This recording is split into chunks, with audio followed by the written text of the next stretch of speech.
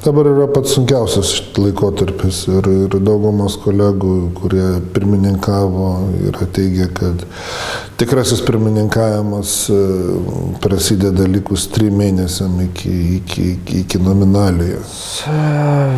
Bus didžiulis administracinis iššūkis tikriausiai ir ne tik administracinis ir turinio prasme didelis bus iššūkis, nes, reiškiasi, aš kaip atašė, taip pat ir ambasadorius ir ministras, visose lygiuose mes atsisėdame į pirmininko kėdę, aplinkui sėdė aplink stalą nuo Liepos 1 28 valstybės ir dabar tu turi tą visą laivą tvarkingai vesti į kažkokį tai rezultatą.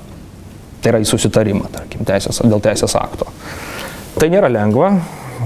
Diskutuoti tarp 3 žmonių yra vienas, diskutuoti tarp 10 žmonių yra kita, bet diskutuoti tarp 28 valstybių yra turbūt nelengva. Taip, kad čia iššūkis yra didžiulio masto, mano supratimu. Tai aišku, ne tik formalus dalyvavimas, bet ir koridoriniai darbai. Tai yra vis dėlto pulso laikymas, vis dėlto kokios išeis iniciatyvos, kokie bus pasiūlymai dėl įstatymų, kokias galima sukurti koalicijas panašiai manančių šalių dėl atitinkamų pozicijų. Laike tai užima labai daug laiko. Tai nežinau, čia verta girtis ar ne, bet paprastai tiek mano, tiek nuolatinio atstovo darbo diena trunka 14-16 valandų. Ar bus blogiau, ar bus geriau per pirmininkavimą?